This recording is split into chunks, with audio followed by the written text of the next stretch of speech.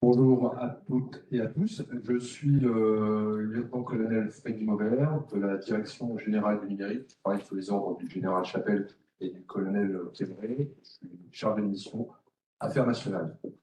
Et je vais maintenant vous parler d'un usage non conventionnel du spectre radioélectrique, qui est le brouillage, et plus précisément le brouillage intentionnel réalisé par les armées. Alors, je les place. Voilà. Bon. Ok, super. Désolée, ça va plus. La télécommande est victime d'un brouillage. Oui. Alors, en attendant qu'on résolve ce petit problème technique, je vais vous parler du brouillage de deux manières. Pourquoi le ministère des Armées brouille, est amené à brouiller, et comment on brouille. Comme le disait le général Chapelle, il y a un certain nombre de choses par contre dont je ne vais pas parler en raison de leur confidentialité. C'est par exemple les performances de nos systèmes ou les bandes de fréquences dans lesquelles nous sommes amenés à opérer des brouillages.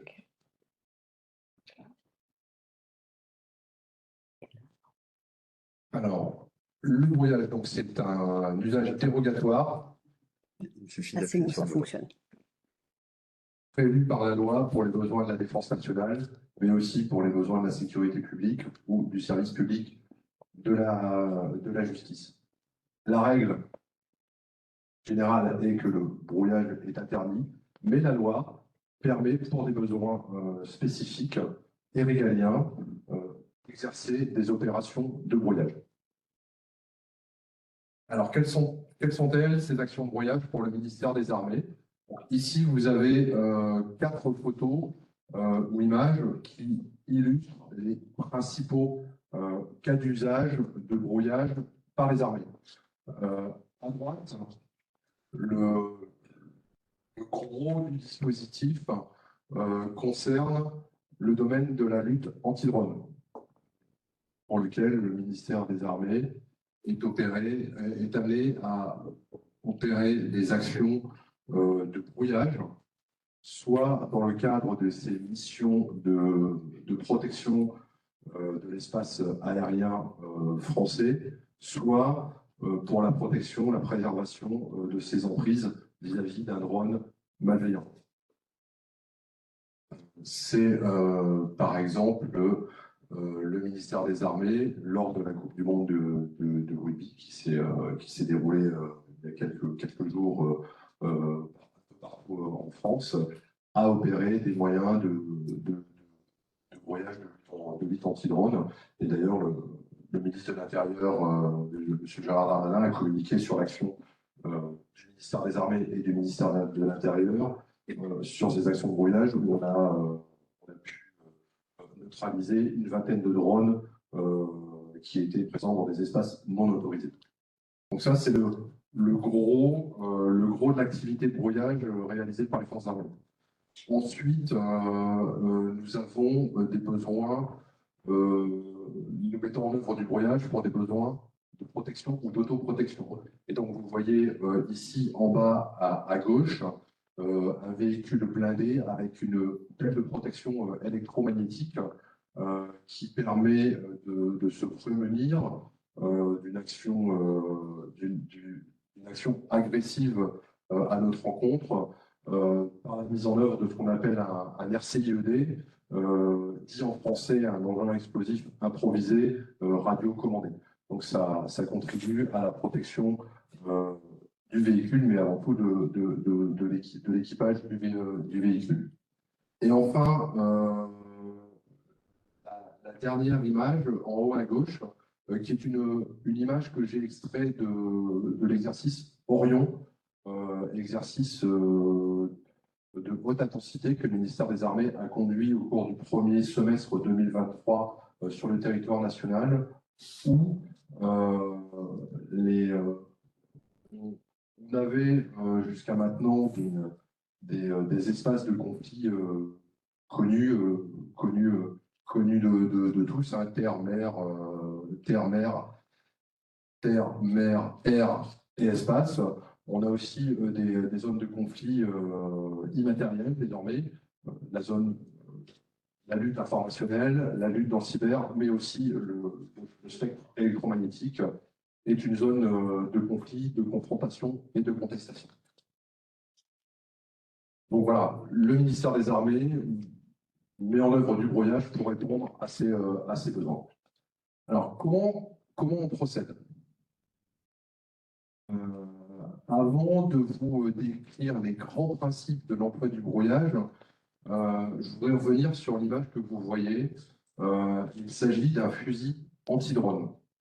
Et le terme fusil anti-drone a toute son importance, puisque dans la loi française, le brouilleur est considéré comme une arme de guerre. C'est réglementé dans le Code de la sécurité intérieure. Donc, le brouilleur est une arme. C'est une notion essentielle. Et donc, on emploie une arme où on fait un usage de la force dans un cadre réglementaire qui est précis, contraint, et que je vais vous expliquer. Alors, on agit de manière proportionnelle. C'est-à-dire que si on doit brouiller un drone qui est amené à survoler le Stade de France pendant la finale de la Coupe du Monde de rugby, on ne va pas brouiller l'ensemble des communications sur l'île de France. Donc on limite notre action à un espace-temps bien défini, à une puissance strictement nécessaire et seulement dans les bandes de fréquence où cela est utile et pertinent. On le fait seulement quand c'est nécessaire, c'est-à-dire face à une menace avérée ou hautement probable. Ce qui veut dire que nous ne mettons pas en œuvre de manière permanente des moyens de brouillage. On le fait face à une vraie affaire. Troisième point, nous mettons en œuvre des brouilleurs de manière dans un contexte réglementaire précis. L'action brouillage du ministère des Armées s'inscrit dans un cadre réglementaire qui est clairement établi, qu'on retrouve dans le Code de la Défense, dans le Code de la Sécurité intérieure et dans le Code des postes et communications électroniques. Et on réalise nos actions de brouillage strictement dans ce cadre réglementaire. Dans le cadre de la lutte anti-drone, par exemple, l'autorisation de pouvoir mettre en œuvre des brouilleurs relève d'une décision de la Première ministre ou du ministère des Armées ou des autorités auxquelles ce pouvoir a été délégué. Donc on ne mettra pas en œuvre une action de brouillage si celle-ci n'a pas été au préalable été autorisée par un chef. Et si elle ne respecte pas, si elle respecte strictement le cadre légal qui a été défini. Comme pour une arme, on la confie à quelqu'un qui a été formé, qui a été qualifié. C'est le cas aussi au sein du ministère. Nos moyens de brouillage fournis par du personnel qui a été formé et qualifié à la mise en œuvre de ces moyens. Et enfin, le dernier point qui est le plus important, c'est que l'emploi du brouillage est coordonné. Cette coordination, elle est réalisée grâce à l'Agence nationale des fréquences, qui assure à chaque fois qu'une entité régalienne veut réaliser une opération de brouillage, on a une obligation d'information et de coordination de notre action. L'idée étant, à minima, d'informer les autres utilisateurs du spectre de notre intention de brouillage, de recueillir leurs contraintes et leurs observations, et ensuite à nous de les intégrer dans notre réflexion et dans le cadre et les règles d'engagement que l'on va définir lorsque l'on va mettre en œuvre un brouillage. Alors, pour terminer, bon, pour mémoire, donc voilà les différentes références réglementaires. Pour les trois codes, hein, le CPCE, le Code de la sécurité intérieure et le Code de défense, dans lesquels, si vous souhaitez aller un peu plus loin dans la découverte de ce sujet, voici les références utiles. Je vous remercie de votre attention. Je suis prêt à répondre à quelques questions si vous en avez.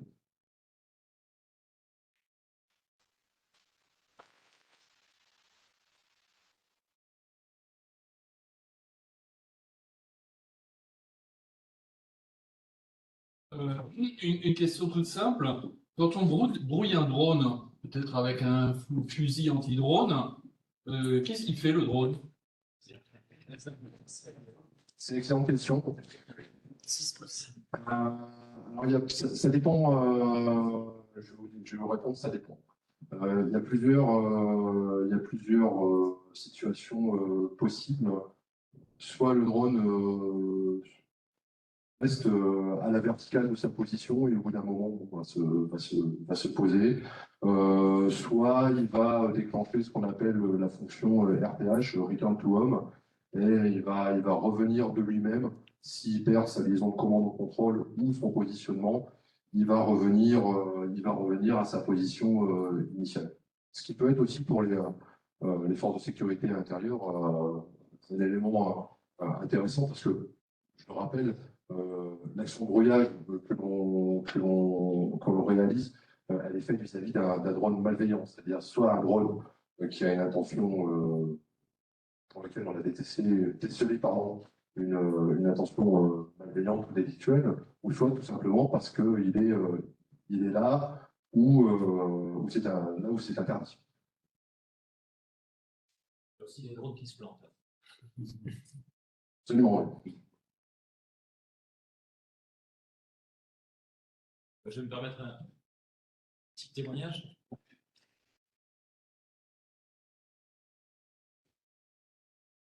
Non, mais c'est pas grave. Donc, Général Chollet, je représente Telsat. Je voudrais juste signaler dans le cadre du brouillage, on parle souvent dans l'espace et des satellites, des mesures kinétiques, des essais anti-satellites. On parle de menaces cyber, surtout dans le segment sol. Demain, sans doute, peut-être dans l'architecture spatiale. On parle de beaucoup de choses, mais la réalité d'un opérateur de télécommunication par satellite, au quotidien presque, en tout cas toutes les semaines, c'est le brouillage. Et la première des menaces pour un opérateur de satellite en Comsatcom, sur les actions malveillantes, on ne parle pas des interférences qui arrivent et pour lesquelles on s'arrange en tant qu'opérateur. Et c'est le quotidien en réalité, et on le voit notamment avec les crises, que ce soit à Gaza ou en Ukraine, c'est le brouillage qui est la principale de nos préoccupations. Que ce soit pour un opérateur comme Eutelsat, mais c'est aussi très bien pour la navigation, pour le GPS et le brouillage est le mode préférentiel pour perturber les actions dans l'espace.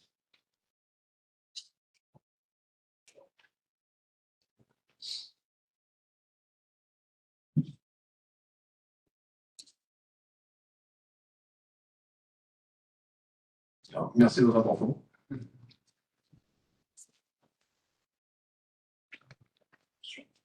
C'est la parole, c'est Didier.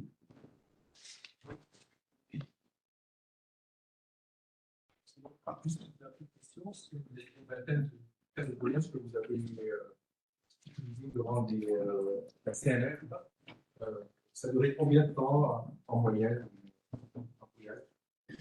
Alors, malheureusement, j'ai pas de plus d'informations que le tweet du ministre de l'Intérieur dans ce domaine. Donc, je voudrais que j'en discute avec mes collègues gendarmes et policiers et militaires sur le temps qu'il a été nécessaire pour neutraliser le point.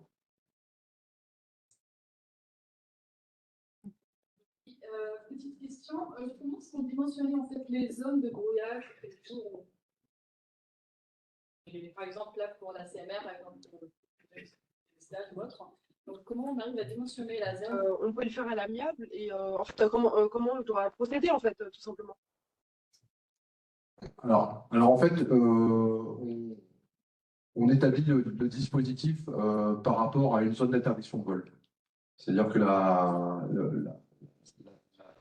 première donnée lorsque la mission est confiée au ministère des Armées et au ministère de l'Intérieur, Oui, explicatif en recommandé. c'est de protéger une zone qui est délimitée et qui va faire l'objet soit d'une zone d'interdiction temporaire de vol, soit d'une zone réglementée temporaire de vol. Et donc, c'est à partir de cette donnée qui est confiée,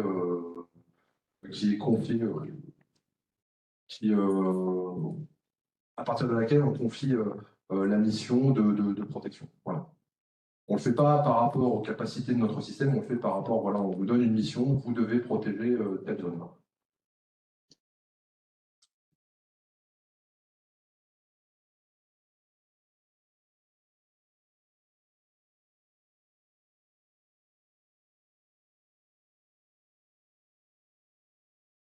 Pas de questions à distance?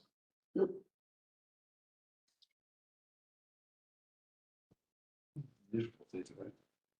C'est le fond. Donc, bon après-midi à tous. Donc, je suis Didier Chauveau, directeur adjoint de la DPSAI.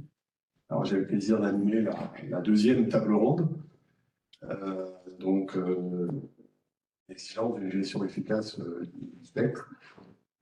Donc, on a plusieurs intervenants sur ce sujet. Donc, je vais leur demander de nous rejoindre. Donc, Laurent Guibaud, Rodolphe Calmeret et Christophe Lemartret et Thierry Lepre. Donc, le périmètre de notre table ronde, c'est la gestion, une exigence de gestion efficace du spectre. Donc, on a échangé ensemble en préparant cette table ronde. Le ministère des Armées dispose, alors si vous avez consulté le tableau de la répartition du nombre de fréquences, le ministère des Armées dispose, alors il est disponible sur notre site web, le ministère des Armées dispose de quantités importantes d'accès, de droits d'accès en spectre, mais ça s'érode, ça l'est mentionné dans une des présentations. Les enjeux, c'est que les bandes de fréquences, elles ne sont pas interchangeables et qu'on a des usages de plus en plus densifiés et hétérogènes. Ça a été mentionné par le général Chapelle en introduction, il faut s'adapter à de nouveaux usages et de nouveaux besoins. Et ça a été mentionné, le changement d'époque. Donc, ce qui était vrai il y a quelques années, l'accès au spectre est renforcé avec des enjeux de densité, de complexité, d'agilité, d'environnement, les problématiques d'investissement qui ont été mentionnées dans la table ronde précédente. Et bien entendu, de partage de fréquences, de furtivité. Donc, pour les intervenants, alors on a décidé ensemble d'avoir un format un peu différent. Donc, on aura des présentations et des sessions, une présentation et des sessions de questions après chaque présentation. Donc, premier intervenant, Laurent Guibaud, est officier spécialisé de marine. Il a débuté dans les transmissions avant de se spécialiser en informatique et il est à tête aujourd'hui du Centre national de gestion des fréquences. Il a découvert, et je pense qu'il découvre encore aujourd'hui, le monde des fréquences. Donc, ça sera notre premier intervenant. Le deuxième intervenant sera le colonel Rodolphe Calmeret, qui est déjà intervenu sur la précédente table ronde, sur les enjeux de partage du spectre. C'est un sujet qu'il connaît très bien. Je le sais, pour avoir travaillé ces questions avec lui. Et la dernière présentation sera une présentation conjointe par Thierry Defay et Christophe Lemartret sur la gestion dynamique du spectre. Donc j'ai appris en préparant cette table ronde beaucoup de choses. Et donc Thierry est docteur en mathématiques de l'Université de Rennes. Il est à la DGA depuis 1998. Il participe aux travaux de collaboration sur la gestion dynamique du spectre au sein de l'AED, l'Agence européenne de défense, et de l'OTAN. Christophe Lemartret est également docteur de l'Université de Rennes en traitement du signal et télécommunications. Et il a commencé sa carrière à la DGA, au CELAR, mais il a rejoint Thales en 2002 et il occupe un poste d'expert dans le domaine des communications sans fil. Donc, comme je l'ai dit, on va essayer d'avoir une configuration un petit peu plus dynamique. Donc, je vais demander aux intervenants de centrer leur présentation sur les messages clés pour qu'on ait une session de questions-réponses. Après chaque présentation, donc Laurent parler à nous. Très bien, bonjour à tous. Donc je dirige le centre, le CNGF, Centre National de Gestion des Fréquences, depuis un an. Donc c'est un centre qui fait partie de la DIRISI. Donc la DIRISI, c'est la Direction interarmée des réseaux d'infrastructures et des systèmes d'information de la défense. Mais je suis fonctionnellement sous les ordres de la DGNUM, l'OGF à sa tête et le Bureau gouvernance des fréquences. Donc on voit un petit peu les interactions que je peux avoir dans l'activité quotidienne. Je suis en charge de l'assignation des fréquences pour l'ensemble du ministère, ainsi que la protection des sites radioélectriques, en protégeant les plus de 500 sites radioélectriques que nous avons en France. Pour ça, on s'appuie sur une chaîne interne qui est composée d'un vivier de plus de 100 personnes globalement, avec les armées, directions et services qui disposent chacune de bureaux fréquents ou équivalents, qui sont nos correspondants. Et puis nous avons les DIRISI locales, donc ce sont des structures qui existent en métropole, outre-mer et étrangers également, où nous avons au sein de chaque DIRISI au moins un correspondant fréquence qui est notre relais local dans notre action. Donc le principe de gestion des fréquences, c'est la répartition en fait par zone, des usages en fonction du règlement chapeau, règlement des radiocommunications qui a été évoqué déjà précédemment. Bon, ce règlement est décliné au niveau national dans le TNRBF. Donc je suppose que bon nombre d'entre vous connaissez déjà ce tableau, mais je le cite pour ceux qui le découvrent, où on a tous, avec les affectataires, des répartitions qui sont prédéfinies, qu'elles soient exclusives, prioritaires ou partagées, ce qui nécessite ensuite pour nous de la coordination. Donc les affectataires, j'ai oublié de les citer, ils sont ici, donc il y a 11 affectataires en France, on les voit ici sur le slide sur la droite. Donc on interagit avec eux, ainsi que bien sûr avec l'Agence nationale des fréquences, et puis également l'OTAN, que je vais citer un peu plus tard. Donc nous, on utilise forcément, on a des bases de données avec l'ensemble des fréquences au sein du ministère, qui nous permettent d'effectuer nos enregistrements, d'assurer une traçabilité, et ensuite on a également des logiciels de calcul qui nous permettent d'évaluer les impacts sur ce qu'on pourrait, à chaque fois qu'on s'apprête à assigner une fréquence. Donc en fonction du statut qui est défini sur la bande de fréquence qu'on utilise, parfois, si on n'est pas exclusif, nous sommes obligés de faire de la coordination avec d'autres affectataires, qui soient nationaux ou internationaux, afin d'éviter les interférences et s'assurer qu'on ne va brouiller personne dans les fréquences que nous allons assigner.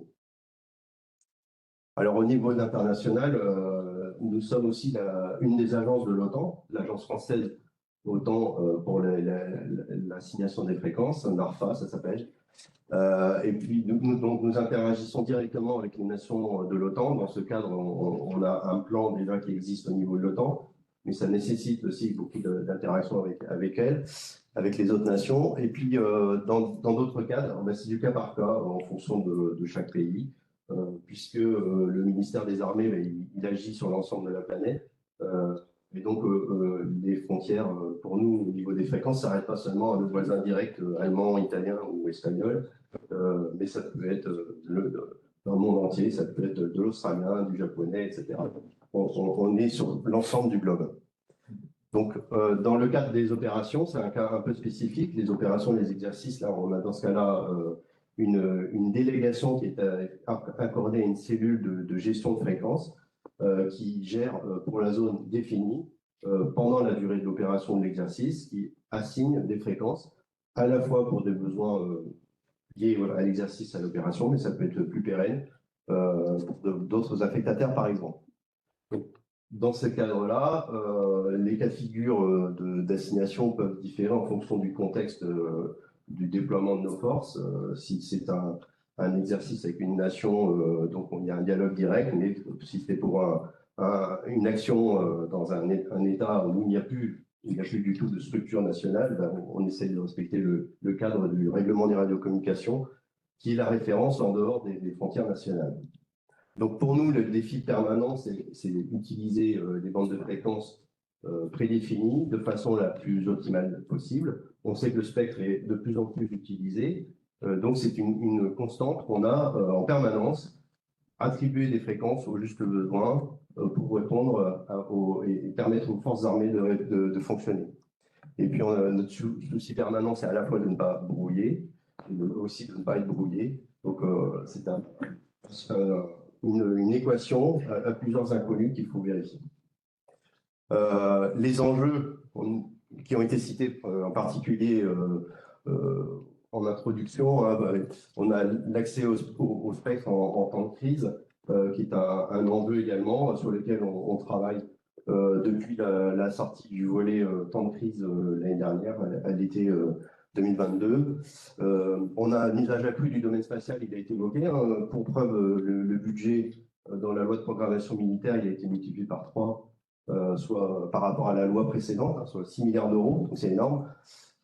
L'usage accru des drones, les munitions qu'elles opéraient, les robots, etc., sont des enjeux qui vont nous impacter demain et qui vont encore contraindre l'usage du spectre. Et puis, nous avons également des nouvelles technologies, en particulier les énergies renouvelables, qui viennent un petit peu perturber nos assignations de fréquences, en particulier les parcs éoliens, puisque là, en 10 ans, notamment, les déploiements d'antennes ont énormément augmenté, et la taille des antennes aussi a beaucoup augmenté, multiplié par 3 à peu près. Les champs de panneaux photovoltaïques aussi qui sont assez nombreux pour l'instant, qui nous interrogent un petit peu sur leurs impacts par rapport à nos activités. Et la lutte anti-drone, je ne reviendrai pas dessus parce qu'elle a été largement évoquée précédemment. Voilà. J'espère que je n'ai pas été trop long. C'est parfait. C'est un modèle pour les orateurs suivants. Pas de questions dans la salle.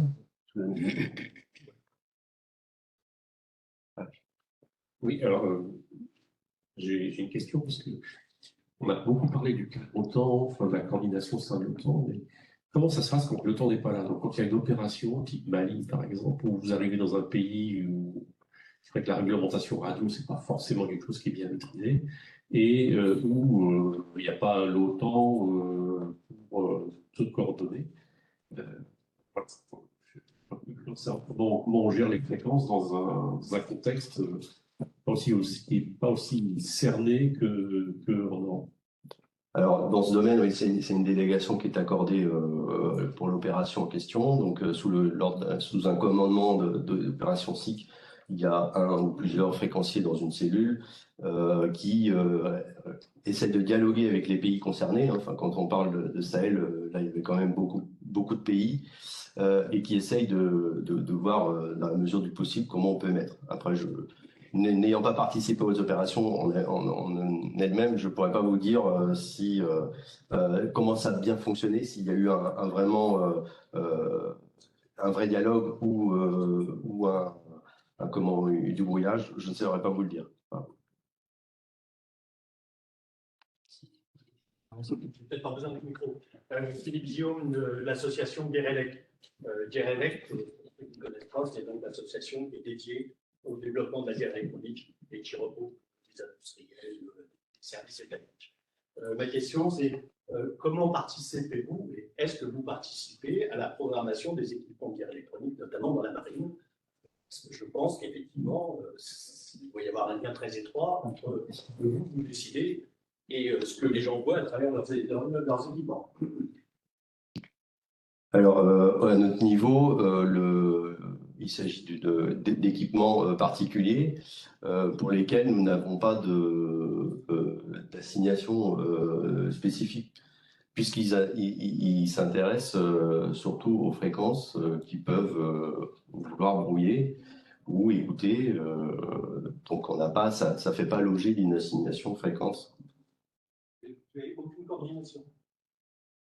Alors, c'est une partie, là c'est on attaque sur la branche des opérations et c'est un autre domaine.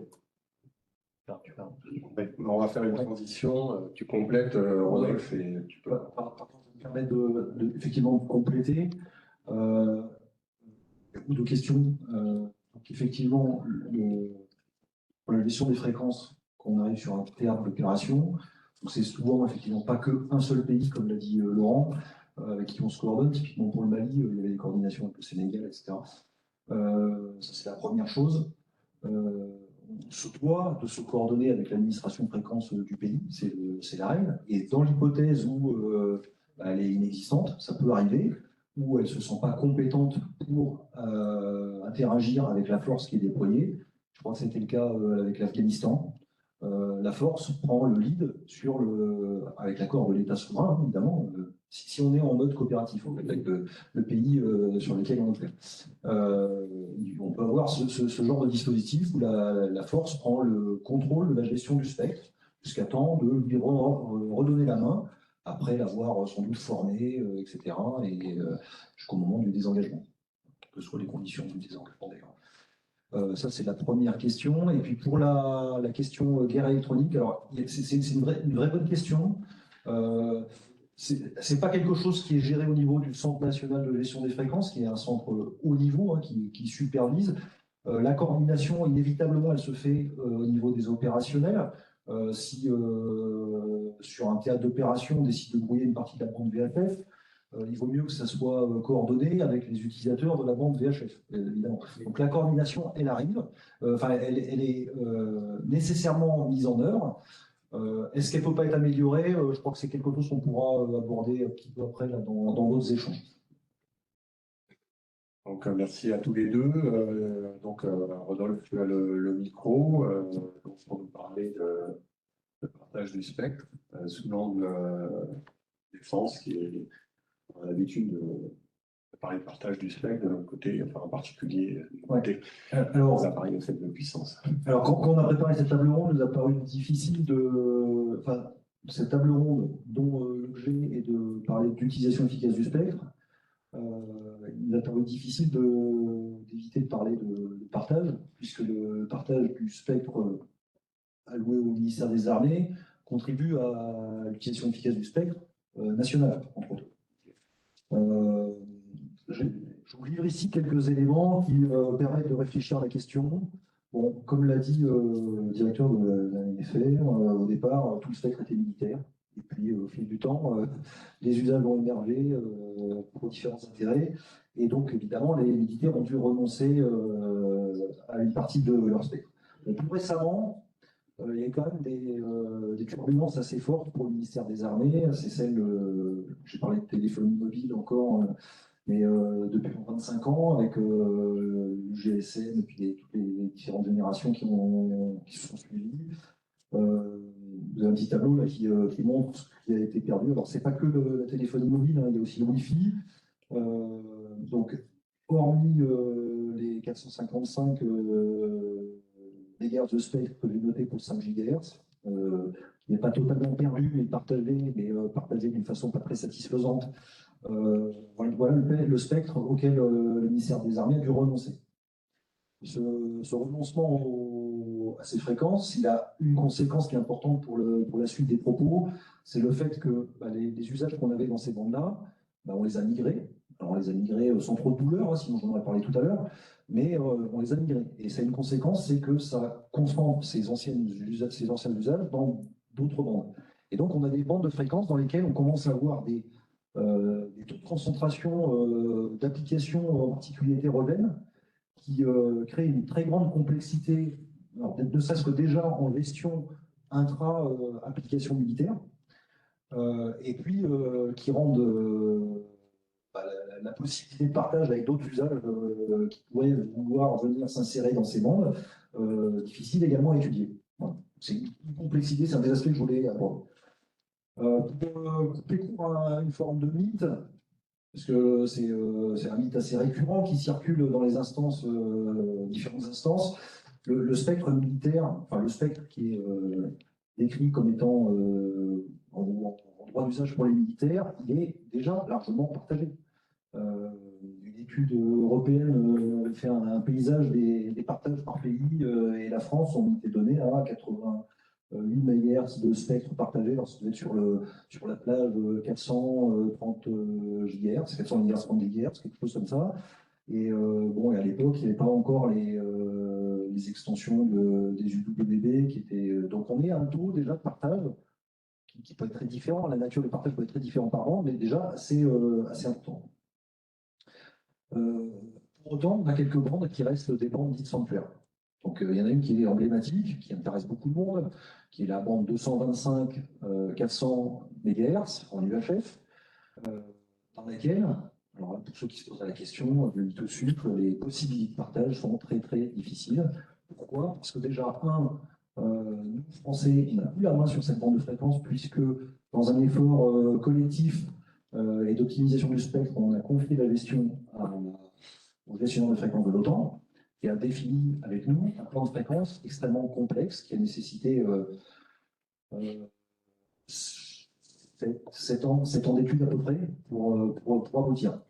Donc aujourd'hui, modifier ce plan de canalisation, c'est un enjeu qui dépasse la France.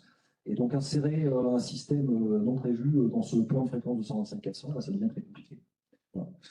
Donc quelques bandes sanctuaires, mais des bandes dans lesquelles les usages se concentrent. Bon, alors pourquoi on a partagé le spectre? Bon, à la base, on n'a pas spécialement envie de partager notre spectre. C'est comme tout le monde, mais bon, on y est forcé. Alors on y est forcé, pourquoi? Parce que les usages sociétaux évoluent, etc. Et même là où on pourrait éventuellement faire de la résistance, c'est une résistance qui peut être vaine ou pas très, en tout cas pas très durable. Je m'explique. On ne peut pas imaginer que la France ait pu, par exemple, renoncer à mettre en œuvre la 5G dans la 3400, 3800 MHz. Alors, si jamais on avait eu des usages, on aurait pu, il existe des dispositions qui nous auraient permis de éventuellement déroger, limiter en temps. Voilà, donc on en a bien conscience. Mais voilà, mais en tout cas, le fait de marginaliser un pays comme la France d'un usage qui constitue une vague mondiale n'a pas de sens. Par ailleurs, ça n'a pas plus de sens que continuer à avoir un usage national et ne plus pouvoir l'utiliser à l'étranger. Pour certaines applications militaires, ça n'a absolument pas de sens non plus. Si on ne peut plus opérer un avion de combat Rafale dès lors qu'on sort de la frontière nationale, je crois qu'il n'y a plus trop d'intérêt. Enfin, l'intérêt est très limité. Donc, en lien avec ce que je viens de dire, pour convaincre ceux qui avaient des doutes sur là où les Français opèrent, c'est des données toutes fraîches, hein, c'est tiré du site du ministère des Armées. Donc, il y a des codes couleurs par pays, donc je ne vais pas rentrer dans tout le détail parce que on n'a pas le temps. Hein, mais vous voyez qu'on opère dans une zone très, très étendue, de façon quasi permanente sur la grande carte au milieu. Et puis, on a des opérations qui peuvent être, on a parlé d'opérations inopinées tout à l'heure. Regardez l'opération Sagittaire, qui était une opération d'évacuation de ressortissants en Somalie. Si je ne me trompe pas, on a vu déployer très court préavis cette année des moyens, qui dit moyens, dit bande de fréquence. Bon, c'était une opération plutôt humanitaire, donc dans ce cadre-là, les ressources fréquentielles peuvent être peut-être moins importantes, mais on a d'autres opérations, comme l'opération Pégase, qui est une grosse démonstration. On voit ma carte. On a fait une projection de force dans toute l'Asie-Pacifique pour montrer notre capacité, d'une part, à pouvoir déployer nos systèmes, etc. Donc on est partout. Et on est encore plus partout en 2023 qu'on pouvait l'être avant, et ça c'est grâce aux nouveaux équipements dont on est doté.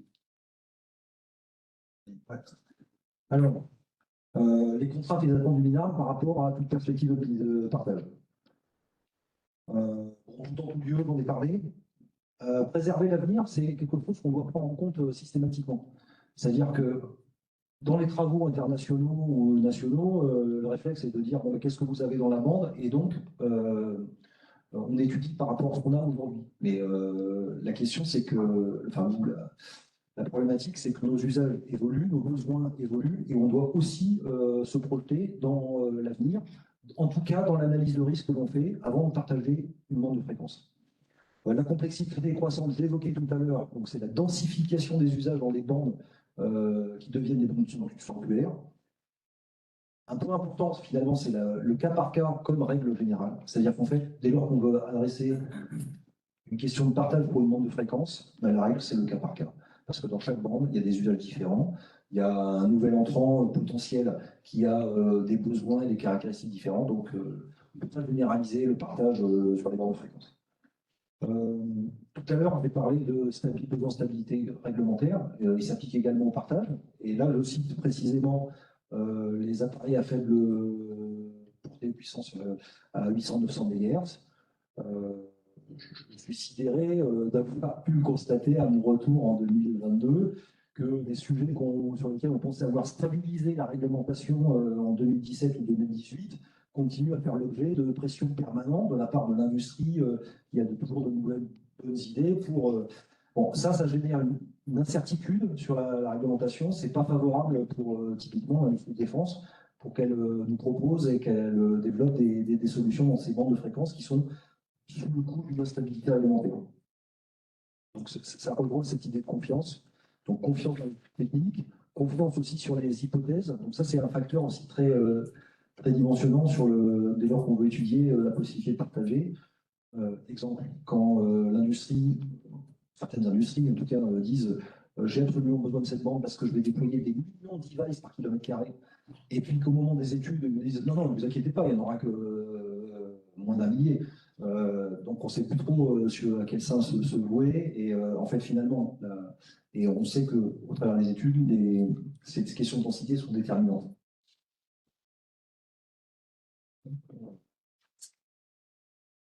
Dernier point, l'impact de l'harmonisation internationale, finalement, sur les affaires défense. Bon, à mon sens, c'est le facteur le plus dimensionnant. C'est ce qui fait bouger les lignes, quel que soit l'initiateur de ces évolutions. Donc ça, c'est vrai pour les évolutions réglementaires au niveau mondial, donc l'évolution des services de règlement radio en particulier, et puis les effets induits ou les initiatives régionales. Typiquement, c'est la réglementation européenne, à travers la CEPT, au niveau de l'UE, qui se traduit par soit une obligation de modifier notre cadre national réglementaire, soit une invitation forte. Et je reviens sur ce que j'ai dit tout à l'heure. Hein, si l'ensemble de l'Europe est harmonisé sur certains usages, si on a la possibilité de déroger, ça peut ne pas avoir de sens. Voilà. Donc, la question, c'est quoi? C'est comment fait-on pour se préserver de ces mouvements, de ces tendances? Et, je dirais que les modes d'action qu'on va privilégier pour pallier ces grandes tendances, bon, déjà, c'est le fait qu'on soit impliqué dans le développement de la réglementation internationale. On a cherché les communautés d'intérêt. J'ai cité l'OTAN dans la précédente table ronde. Donc ça, c'est vraiment un vecteur qui nous permet d'aller évangéliser nos problématiques auprès des administrations et des industriels, et puis aller chercher des approches proactives quand les opportunités se présentent. On a des exemples récents assez parlants. Le rock de fréquence qu'on a opéré en France sur la bande L. Les travaux sur le partage en license share access à 2.3.2.4, même s'ils n'ont pas abouti à une solution, ils ont en tout cas nous ont permis d'agir sur la scène européenne. Voilà. Et puis la sensibilisation de l'enjeu de défense, on est là. Donc quelques exemples. Merci Rodolphe. Donc est-ce qu'il y a des questions dans la salle? Oui, toujours Eutelsat. Vous n'avez pas mentionné le Club France, dans le sens où, par exemple, pour l'espace, on parle d'opérateurs de confiance, de partenariat de confiance. Et je pense que dans le domaine des fréquences, chacun ici a son patrimoine fréquentiel. Et je crois qu'un partenariat de confiance pourrait permettre justement des synergies, des partages, suivant le besoin, suivant les circonstances. Oui, alors effectivement, il y a, bon, il a fallu que j'aille un peu vite, et en général, oui, effectivement, ce type d'approche pourrait être promu. On a d'autres vecteurs aussi, hein, typiquement la relation que le MINARM avec en tout cas le fréquencier du MINARM avec le GIFAS. Donc ce sont des façons de nous concerter. On a aussi l'occasion d'opérer des réunions bilatérales pour adresser des sujets plus particuliers. Donc effectivement, tout ça, c'est des bons leviers. Il y a un point que je voulais préciser, je crois que j'ai oublié de le dire, mais c'est quand même très très important. À la question comment on fait pour protéger notre capacité à opérer à l'étranger, au-delà des harmonisations que l'on mène, je pense qu'un des meilleurs vecteurs de préserver l'accès au spectre, c'est l'exportation de nos systèmes. Quand on vend un Rafale en Malaisie, bah, on peut s'attendre à ce que les Malaisiens vont protéger les bandes de fréquences qui sont opérées par un Rafale, par exemple. Il y a beaucoup de Rafale, hein, mais c'est applicable à n'importe quel autre système. Donc ça, je pense que c'est aussi un point intéressant. Est-ce qu'il y a d'autres questions? Quelles sont les limites au partage du spectre en phase CMR? Et, tu as mentionné tout à l'heure les bandes potentielles pour les points en du jour à la CMR27, il y avait plein de bandes en orange.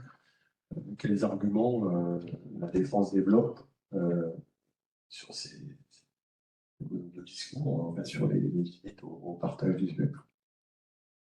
Bon, il y a déjà, il y a la limite que nous, militaires, on voit à l'introduction d'un nouveau système, ou le risque que ce nouveau système représente. Typiquement, si on parle des sujets CNR, nouveau point d'agenda, enfin, proposition de nouveau point d'agenda, on est sur une pré-analyse de risque par rapport à ce que l'on sait usuellement. Donc, on sait à quoi on s'expose si on voit se déployer des stations de base téléphonie mobile macro dans une bande de fréquence où on opère des systèmes aéronautiques, puisqu'on l'a déjà étudié pour d'autres bandes, donc on a une expérience. Nous, notre préoccupation première, c'est la continuité de nos opérations, sans entamer nos capacités ou la résilience de nos systèmes. Typiquement, si je prends l'exemple des Airlan à 5 GHz, qui sont équipés d'un système qui s'appelle le DFS, qui permet normalement de détecter les radars pour limiter les émissions du Wi-Fi, ce Wi-Fi à 5 GHz. Le problème de ce mécanisme, si on veut adresser les bandes, si on veut utiliser ces bandes avec des radars, c'est que en fait, le système qui permet de protéger nos usages ne fonctionne que si on utilise nos radars en mode dégradé, c'est-à-dire avec des sauts de fréquence lents qui permettent de rendre le radar visible au système Airlan. Voilà. Donc ça, c'est crucial pour nous, c'est de déterminer, c'est la continuité de nos opérations. Après, on est ouvert à toute forme de partage, et je pense que le niveau de partage que l'on a montré illustre le fait que ces efforts, on les a conduits déjà longtemps. Les limites et les contraintes, elles peuvent être associées au fait que les solutions qui sont développées dans le civil peuvent ne pas correspondre ou ne pas être compatibles en fait, avec la nature de nos usages. Typiquement, quand on nous propose des solutions de partage de spectre sur la base de bases de données géoréférencées, sauf à ce que la base de données géoréférencée soit totalement maîtrisée par l'instance militaire, on ne pourra pas délivrer les localisations de nos systèmes. Ça, c'est typiquement un vrai frein au partage. Je suis sûr que j'oublie quelque chose d'autre, mais je pense que c'est un exemple assez révélateur. Donc, les solutions qui sont imaginées pour mettre en œuvre le partage dans des environnements, on va dire, plus classiques et non militaires, peuvent ne pas s'appliquer. Les questions d'usage non coordonné, le type d'usage. Oui, alors, l'autre l'autre question, effectivement, c'est l'incertitude sur la densité des utilisations. Ça, c'est typiquement la problématique avec les SRD. Monsieur le directeur, je crois qu'il y a quelques ateliers, vous citiez l'exemple d'un square public qui est destiné à accueillir à la base 150 personnes, et si on en met 3000 dedans, bah, forcément, les banques sur c'est à charger, les balançoires sont plus utilisables, etc. Voilà. Donc c'est la même chose dans les bandes de fréquence. Merci Rodolphe. Donc j'ai négocié une petite rallonge de temps avec l'organisation. Donc on a la chance d'avoir deux experts sur la gestion dynamique de fréquences. Donc on va avoir l'opportunité d'une présentation conjointe par Thierry Defay et Christophe Lemarpet. Comme je le mentionnais, j'ai appris beaucoup en préparant cet atelier. C'est l'idée. Hein. Bonjour à tous, donc je vais vous présenter un peu, sans doute des choses que vous connaissez un peu moins. Vous avez parlé beaucoup de choses dans cette première partie d'atelier. Donc pour moi, on va parler de gestion dynamique, et pour moi, il y a deux niveaux, deux moyens de faire de la gestion dynamique. Il y a la gestion dynamique que j'appellerais, je pourrais qualifier de temps réfléchi. Là, on a le temps de faire des choses. On est souvent sur une bande maîtrisée, on fait du partage entre des équipements qu'on connaît, qu'on maîtrise, etc. Donc on a le temps de mettre des infrastructures, on a le temps de mettre des outils, on a le temps de mettre tout un tas de choses qui vont permettre que ça se passe bien. Donc globalement, on est dans un environnement qui est assez maîtrisé. Donc le niveau d'aléa est quand même relativement limité. Donc globalement, ça peut bien se passer. Donc il faut du temps pour préparer tout ça, etc. Mais une fois que c'est en place, ça peut être réactif. Et bon, typiquement, on a l'exemple du SAS aux États-Unis, où ça marche apparemment relativement bien, donc il n'y a pas de souci particulier. Par contre, il a fallu beaucoup de temps de préparation, etc. etc. Autre approche, sur laquelle je vais particulièrement insister, c'est l'approche temps tactique. Donc là, on en a parlé au niveau de la planification en opération, des choses comme ça. On doit être capable de travailler dans plein de contextes totalement différents les uns des autres. Ça peut être aussi bien de l'entraînement franco-français sur un camp militaire en temps de paix, typiquement Orion, qui a eu lieu il y a quelques temps. Ça peut être aussi bien du maintien de la paix en coalition dans un pays étranger. Ça peut être aussi bien de la gestion de grands événements type les Jeux Olympiques, la Coupe du Monde, etc. Donc, sur le territoire national, ou une gestion de crise sur le territoire national, en coordination avec les autres utilisateurs, le ministère de l'Intérieur, etc. Ça peut être aussi de la guerre en haute intensité, type ce qu'il y a en Ukraine actuellement. Donc, dans tous ces contextes-là, on doit être capable de travailler et de faire fonctionner nos systèmes, de les gérer de manière optimale pour qu'on puisse assurer la mission et que les gens puissent assurer leur mission. Alors, on voit les petits mots qui sont en gras, donc on voit des trucs extrêmes. Hein. On est franco-français, pays étranger, temps de paix, temps de guerre, territoire national, etc. Donc, il y a plein de contextes totalement différents qu'on doit être capable d'adresser et de traiter de manière à ce que nos équipes, nos forces puissent assurer leur mission. Alors, juste des petites illustrations. En haut, c'est une petite illustration du SAS. Et en bas, c'est la TV Hill qui se trouvait à côté en Afghanistan. Donc, c'était le seul point haut à côté de Kaboul. Donc là, on avait effectivement un problème de fréquence, mais on avait aussi un problème géographique, c'est-à-dire qu'il fallait arriver à installer des antennes, parce que tous les emplacements étaient pris. Donc il était surveillé comme le lait sur le feu. Dès qu'il y avait une antenne qui se démontait, il y en avait une autre qui montait à la place. Alors je ne vous parle pas des problèmes de coordination et de coordination de fréquence, c'était sans doute un petit peu compliqué. Oui. Alors, deux choses aussi. Donc là, on va faire un peu un grand écart entre ce qu'on doit être supposé, les spécificités un petit peu militaires. Entre le temps de paix qui est à un extrême et la crise de haute intensité, typiquement le temps de guerre qui est à l'autre extrême. Donc côté temps de paix, évidemment, si on regarde la première ligne, on va respecter autant que faire se peut l'environnement civil, on va s'insérer dans un environnement, Orion s'est inséré dans l'environnement tel qu'il était, en garantissant l'absence de perturbations, etc. Donc tout s'est bien passé, il n'y a pas de souci. À l'inverse, en temps de crise, l'objectif c'est d'assurer la mission. Alors, parfois, la réglementation, donc effectivement, on va peut-être sans doute, quand on peut respecter le RR, etc., respecter un certain nombre de choses, mais quand on est vraiment en temps de guerre, il faut assurer la mission. Au niveau des matériels, en temps de paix, on va connaître relativement bien les matériels qu'on va mettre en œuvre. On est en franco-français, par exemple, tout se passe bien, donc on connaît plus ou moins, relativement bien, on va dire, quand même, les matériels qu'on va mettre en œuvre. En temps de guerre, etc., on peut très bien avoir des matériels qu'on connaît, des matériels qu'on ne connaît pas, même des alliés. et a fortiori les matériels des équipements ailleurs. Et il va falloir quand même coordonner nos fréquences avec tous ces matériels qu'on ne connaît pas forcément. Ensuite, en tant que PEB, on a une certaine pérennité, on a une certaine visibilité quand même sur ce qui va se passer, on maîtrise la zone géographique, on maîtrise pas mal de choses, donc très bien. En temps de guerre, c'est plus compliqué. On peut ne pas avoir du tout d'infrastructure parce que soit on n'a pas pu les déployer, soit elles ont été détruites. Donc, ce qui fait qu'il faut quand même, ça a été évoqué plus tôt, il faut quand même être capable de travailler dans un environnement où on n'a rien. Et il faut pouvoir quand même travailler dans cet environnement-là de manière satisfaisante. En temps de paix, on a une raisonnable prévisibilité, c'est-à-dire même quand on fait un exercice, bon, l'histoire est quand même pas mal écrite malgré tout. Il y a des choses qui sont écrites, donc on a quand même une idée de ce qui va se passer. Par contre, en temps de guerre, évidemment, on ne peut pas du tout considérer que l'histoire est écrite à la semaine, à la journée, à l'heure, voire à la dizaine de minutes. Alors évidemment, on a toute la graduation entre le vert clair et le vert foncé, hein. On peut avoir toutes les combinaisons possibles de tout ça. Et le gestionnaire de théâtre qui va s'occuper de la gestion du spectre, donc c'est une personne, 2 personnes, avec un seul outil qui va adresser toutes les bandes de la bande HF, toutes les bandes jusqu'aux bandes les plus hautes. Et alors qu'il gère tous ces outils, tous ces matériels et qui donne des fréquences à tous ces équipements de manière à assurer les missions qui vont bien.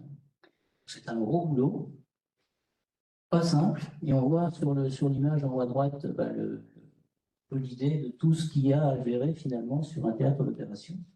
Donc il y a quand même beaucoup de choses avec des bandes très diversifiées, des caractéristiques très diversifiées. Il va falloir essayer de gérer tout ça. Suivante, s'il te plaît. Alors pour gérer tout ça, il faut des outils. Alors on a différents niveaux de gestion au niveau des outils. On a un premier niveau de gestion qui est le niveau le plus haut, le niveau central, qui est la cellule dont on a parlé tout à l'heure, qui est la cellule de gestion de théâtre. Donc il va avoir une visibilité sur l'ensemble du théâtre. Il va se coordonner avec le pays hôte quand il existe pour récupérer les fréquences qu'il a le droit d'utiliser. Et une fois qu'il a ça, il va répartir ces fréquences-là entre les différents utilisateurs qui sont déployés sur le terrain. Donc ça, c'est au niveau théâtre, interallié, interarmé. Il a une vision globale et notariale. Il va réaliser des assignations ou des allotissements qui vont être utilisés par les strates en dessous. Donc les calculs sont relativement macroscopiques. C'est un outil qui va faire tout, de la HF, toutes les bandes. Donc on va calculer un certain nombre de choses. Et ces calculs, alors il peut y avoir différents niveaux de gestion centrale, entre les différents états, entre les différents milieux, etc. Et après, on arrive à un échelon inférieur, qui est l'échelon système. Donc là, typiquement, pour déployer des réseaux de postes en VHF, des réseaux de postes en HF, etc. Il y a souvent un outil intermédiaire qui va récupérer la ressource qui est donnée par le niveau supérieur et qui va répartir au mieux cette ressource entre les différents utilisateurs de son système. Donc là, il a une bien meilleure connaissance des équipements, puisque c'est son système, et il va répartir de manière optimale entre les différents utilisateurs de son système. Par contre, il a une très moyenne connaissance de l'environnement extérieur, puisqu'il ne connaît que son système à lui. Et finalement, on a un troisième niveau qui arrive en dessous, qui est le niveau du poste, qui est finalement l'utilisateur final, et qui est même le plus important quelque part. Donc lui, il a la parfaite connaissance de son environnement, puisque tous les strates du dessus, ils ont des connaissances approximatives, simulées, etc. de l'environnement. Mais là, on a une parfaite connaissance de l'environnement électromagnétique, mais il applique tout ce qui lui a été calculé par les strates du dessus, pour le meilleur, et des fois, pas forcément toujours exclusivement pour le meilleur. Donc voilà, donc, au niveau des outils, donc les outils de théâtre en particulier, donc, ça devient quand même de plus en plus compliqué, ça a été évoqué précédemment. Les outils, dans certaines bandes de fréquences, il y a beaucoup de systèmes diversifiés, et la gestion commence à être particulièrement difficile, et ça devient compliqué. La mobilité ne facilite pas, les systèmes à région de fréquence ne facilitent pas non plus. Donc, il faut que tout ça arrive à cohabiter d'une manière ou d'une autre. Donc, ça devient un petit peu compliqué. Alors, on peut imaginer des petites choses pour essayer d'améliorer à court terme, on va dire, améliorer la fluidité des échanges, réduire la temporalité, c'est-à-dire qu'une assignation ne soit vraiment prise en compte que quand elle est effectivement utilisée. Ça peut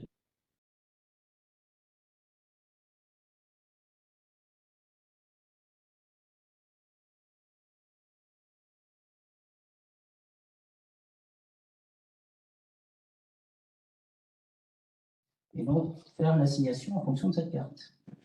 On est bien d'accord. Mais bon, pour le moment, on en est là. Donc même en mettant tout ça en œuvre, quand la bande est saturée, la bande est saturée. Donc Il faut faire quelque chose, et donc c'est pour ça qu'on va commencer à réfléchir à des choses un petit peu plus dynamiques. Parce qu'en fait, on a aussi un problème, c'est que l'assignation se fait tout en haut et l'utilisation se fait tout en bas. Ce qui veut dire quand il y a un besoin ou une évolution du besoin tout en bas ou tout en haut, il faut passer toute la chaîne, du haut jusqu'en bas, pour que l'assignation soit mise à jour, etc. Donc c'est assez problématique. Donc ce n'est pas forcément toujours compatible avec une évolution dynamique, rapide du déploiement et de la mission, etc., etc. Donc pour faire ça, il va falloir à un moment donné travailler aux différentes strates pour que tout ça devienne un peu plus dynamique. Et on a commencé à réfléchir sur des choses, sur des actions pour essayer dans le cadre de collaboration internationale, de travaux de PEA ou d'études amont au niveau national, pour essayer d'optimiser, au niveau par exemple de l'équipement, c'est ce qui va être présenté après, c'est de rajouter un petit peu de dynamicité dans tout ça pour qu'il y ait plus de réactivité au niveau bas, tout en gardant le contrôle du niveau haut, qui va garder le contrôle de l'évolution de la mission, etc. Et donc, traduire les conséquences que ça peut avoir sur les utilisateurs en dessous. Donc, je vais passer la parole à Christophe. Il va nous parler. Merci Thierry. Bonjour à toutes et à tous. Oui, donc moi je vais vous parler d'abord d'un produit qui s'appelle, la produit Thales qui s'appelle HFXL. Et puis après, je vous parlerai d'études, de recherche, amont, prospectives, sur ce que pourraient être des systèmes avec de la gestion dynamique de fréquences. Donc, HFXL, c'est un produit Thales qui transmet dans la bande HF. C'est un système large bande, puisqu'on peut avoir une bande instantanée jusqu'à 200 kg. Alors que, j'allais dire, la bande HF classique, c'est 3 kg. Donc, c'est un système dynamique dans le sens où, dans un premier temps, on va rechercher la meilleure bande à partir d'un outil de prédiction, de propagation HF.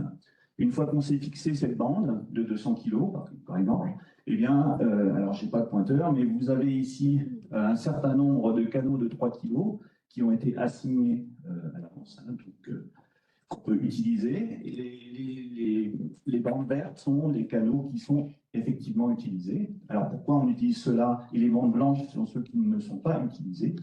Eh bien, on va sélectionner les meilleurs en fonction des notions de rapport signal à bruit qui permettent de transmettre effectivement en fonction de la puissance qu'on va transmettre. Donc, par exemple, à l'instant T1, là, vous avez les 4 bandes vertes et celles de droite qui sont utilisées. Et on voit qu'à un instant plus tard, à l'instant T2, j'ai entouré en rouge ici, vous avez une remontée du bruit du spectre HF, parce que le spectre HF est vraiment très versatile et change assez souvent. Et on ne peut plus utiliser, les conditions de SNR ne sont plus suffisantes pour utiliser cette bande de 3 kg.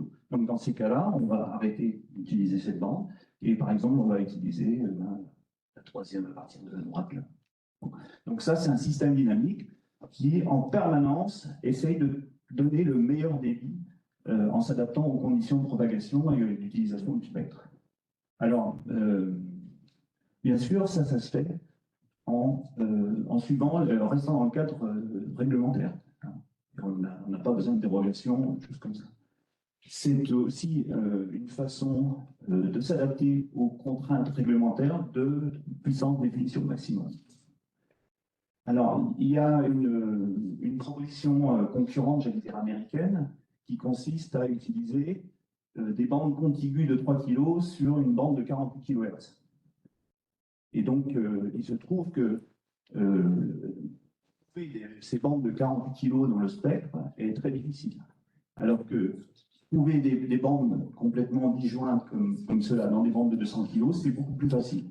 Donc notre système est beaucoup plus flexible et beaucoup plus adaptatif par rapport aux assignations de fréquences qu'on peut avoir en HF. Et donc, en final, c'est un système qui permet de garantir le meilleur débit à chaque instant en fonction de l'évolution du spectre HF. Voilà. Donc là, maintenant, je vais parler de choses un peu plus prospectives, comme je vous l'ai dit. Donc, on a des projets. On a eu un projet qui s'appelait Corasma et ensuite un projet qui s'appelle Maena. Donc le premier projet, ce sont des études, des projets d'études amont, de recherche, orientés autour du DSM, Dynamic Spectrum Management. Donc c'était l'objet de ces études. CORASMA voulant dire Community Radio for Dynamic Spectrum Management. Donc, comme son nom l'indique, c'était comment utiliser la radio cognitive pour faire de la gestion dynamique du spectre dans la bande UHF. Et essentiellement en travaillant sur les niveaux bas d'un déploiement, c'est-à-dire au niveau des sections micro. Donc ici à droite, vous avez l'ensemble des drapeaux. Il y a 7 pays, donc ce qui montre un intérêt de la communauté européenne, j'allais dire défense et industrielle, pour ce genre d'études et de projets. Et à la fin de CORASMA, donc, on a poursuivi, donc il y avait une synergie qui a fait qu'on a pu continuer sur un autre projet qui s'appelle MINA, pour Multiband Efficient Communication for Adult Communications. Et l'idée, ça a été de rajouter la composante VHF à l'UHF et de regarder comment on pouvait optimiser l'utilisation conjointe de la VHF avec l'UHF. En plus, on a aussi regardé comment cet ensemble de DSM, de Dynamic Spectrum Management, pouvait s'appliquer, pouvait se mapper sur une hiérarchie militaire, un déploiement hiérarchique militaire, tel que c'est fait en opération. Donc, à gauche, ici, vous avez une illustration de ce qu'on a appelé le DSM multiniveau. D'accord ? Donc, en bas, vous avez ce qu'on a appelé le local DSM, qui est en fin de compte un DSM qui est géré au niveau bas, au niveau section, au niveau groupe. Donc là, les solutions sont plus des solutions de type waveform, enfin, forme d'onde. Donc c'est plutôt les radios qui se débrouillent pour utiliser au mieux de manière dynamique le spectre. Et puis au-dessus, vous avez aux différentes couches hiérarchiques la notion de centrale DSM qui est déclinée à tous les niveaux hiérarchiques. L'idée derrière ça, c'est d'utiliser le principe de subsidiarité, c'est-à-dire que si on sait résoudre le problème au niveau de compagnie, par exemple, eh bien, on va le faire au niveau compagnie. Donc, s'il y avait des problèmes au niveau 6-7, on fait remonter le problème au niveau 5. Au niveau 5, il y a une investigation pour savoir si on peut régler le problème en faisant un nouvel allotissement, par exemple. Si ce n'est pas possible, eh bien, on sera au niveau suivant. Supérieur. Voilà. À droite, ici, vous avez un schéma qui vous explique une technique qu'on a étudiée, qui permet au niveau local DSM, donc là, c'est la capacité de groupes de nœuds de type section, par exemple, de choisir automatiquement leur canal de propagation, leur canal de transmission. D'accord ? Parmi un pool de canaux, par exemple, là, vous avez 4 canaux donc, qui sont configurés par des couleurs. Et donc, vous avez ici 7 clusters, 7 groupes de nœuds. Et les agents intelligents à l'intérieur de ces sections se débrouillent pour affecter les canaux de manière à éviter l'interférence. Donc, il y a 4 canaux, il y a 7 clusters, donc on fait bien sûr de la réutilisation spatiale de canaux. Hein, et on voit que si les canaux si les clusters sont assez éloignés, il ne va pas y avoir d'interférence et donc on peut opérer le réseau.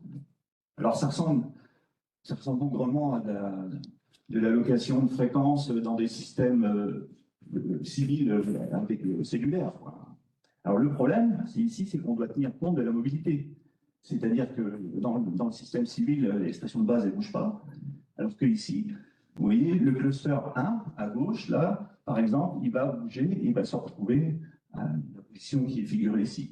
S'il garde la même fréquence, il va être en conflit d'interférence avec le cluster 3 et les communications vont s'arrêter. Et donc, ce qui se passe, c'est que, par exemple, ici, l'agent intelligent du cluster 1 va sélectionner à un moment la fréquence, le canal jaune, puisqu'il est assez loin du cluster 5 qui est le cluster leur jour. Et donc, ils vont pouvoir continuer à communiquer et le réseau n'est pas perturbé par ce changement de fréquence. Voilà. J'ai encore une planche. Oui, voilà, accélérer un petit peu. Dernière planche, ok. Donc ça, c'est les travaux au temps. Donc il y a eu pas mal de travaux au temps. Là, on parle de deux groupes, RTG, donc Research Task Group, qui sont pilotés par le STO de l'OTAN. Donc, comme le nom l'indique, hein, c'était comment utiliser la radiocognitive pour faire des systèmes dynamiques de spectre. Et donc, en partant du constat, tout le monde le fait, que l'assignation statique va très vite avoir des limites parce qu'il y a une demande de plus en plus grande de besoins de fréquences compte tenu du nombre de systèmes qui sont déployés de plus en plus nombreux et des largeurs de bande de plus en plus grandes. Et donc, il va falloir, on pense que l'idée, c'était de regarder comment le Dynamic Spectrum Management pouvait résoudre ce problème-là et proposer des solutions. Donc, on a proposé une solution en 2 étapes. Une étape qu'on a appelée des baby steps. Donc, l'idée, c'était de faire des choses rapidement, des implémentations rapides, de choses qui devraient pouvoir être faciles à implémenter sans faire de grosses disruptions dans le système OTAN. Et en gardant l'aspect d'allotement déconflicté, où on garantit une utilisation orthogonale de fréquences des bandes entre les différentes nations.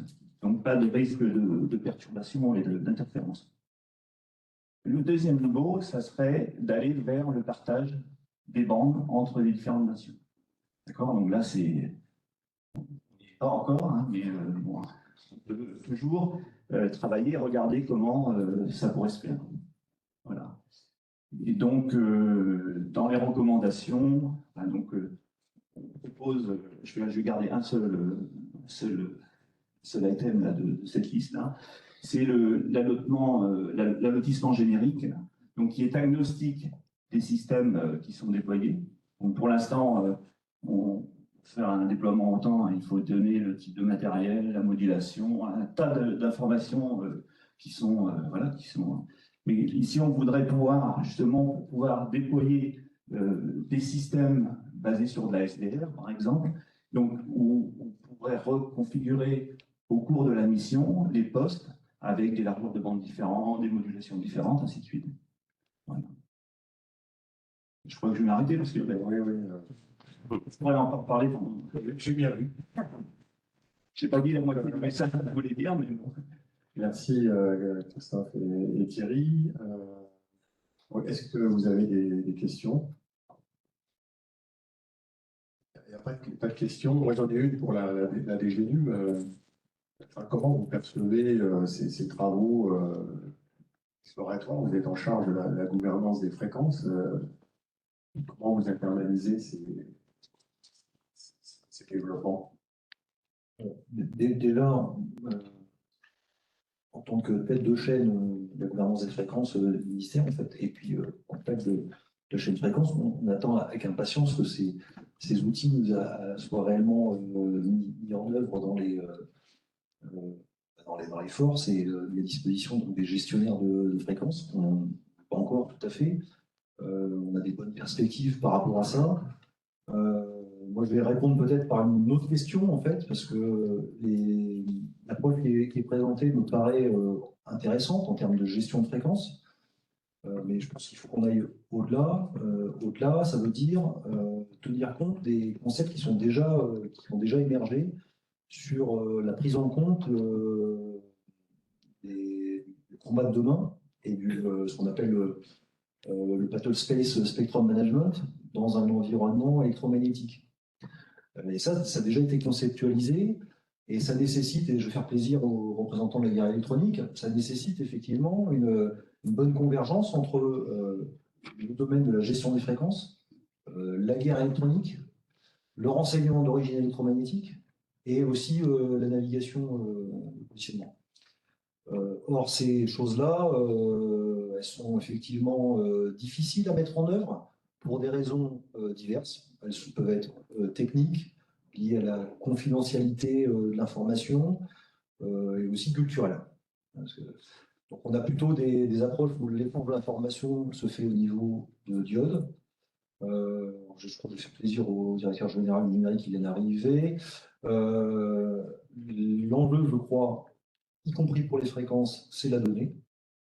Donc c'est le partage de la donnée des fréquences si on veut être capable de mettre en œuvre demain des outils qui assurent une pleine gestion dynamique des fréquences. Et cela en tenant compte des difficultés particulières. Si je vais laisser la parole sans doute à Thierry, qui pourra donner quelques mots, liés aux différents supports et niveaux de confidentialité associés à chacune des données dont je vais parler. Et sans ça, on ne pourra pas, par exemple, difficilement, ou avec des contraintes particulières, mettre en œuvre des outils d'IA, typiquement, qui pourraient peut-être utilement demain améliorer la gestion des fréquences. Thierry, si tu veux compléter. Merci. Oui, alors juste pour compléter, donc la question a été posée tout à l'heure, est-ce qu'il y a de la discussion entre le monde de la guerre évêque et le monde des fréquences?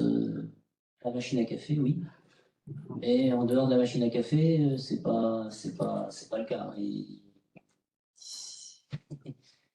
Vous savez, il y a des problèmes de confidentialité en fait. C'est-à-dire que pour faire une gestion correcte des fréquences, il faut avoir à la fois des informations qui viennent du monde civil, d'Internet, etc., sur les caractéristiques des matériels, sur des bases de données, FNF, Verifique, etc., enfin toutes les bases de données civiles qui peuvent exister. On a besoin d'informations qui viennent du monde des fréquences, qui sont sur certains réseaux avec certains niveaux de classification. Côté Guerelec, ils ont autant de réseaux presque que de ROIM, ROM, ROM, etc., avec chacun leur spécificité, leur niveau de classification et leurs caractéristiques. Donc le partage déjà côté Guerelec, c'est pas forcément toujours évident. Après, partager ça avec le monde des fréquences. Pourtant, on partage tous le même environnement électromagnétique et donc l'idée, l'optimalité serait quand même d'arriver à travailler tous ensemble. Et alors, il y a des réflexions qui sont en cours au niveau OTAN avec des SANAG, au niveau français également, pour essayer de mettre en œuvre des circuits à base d'intelligence artificielle ou d'autres choses, pour essayer de mieux partager l'information. Alors après, c'est, comme disait Rodolphe Kemra juste avant, c'est qu'il y a une culture qu'il faut, et c'est peut-être le problème le plus critique. Et après, il y a des outils à mettre en place et les mécanismes à mettre en place, les procédures à mettre en place pour que tout ça puisse se fluidifier et qu'on arrive finalement à travailler vraiment efficacement au niveau tous ensemble pour optimiser l'utilisation de spectre. Merci pour toutes ces précisions, ces exposés. Il y a 10 ans, l'ARCEP mettait en place la régulation par la donnée, l'exposé, la gestion des fréquences à venir de la défense avec les données. Donc merci à tous les quatre. Et je vais laisser la parole je pense à Amar Sedani pour nous présenter le TNRBF.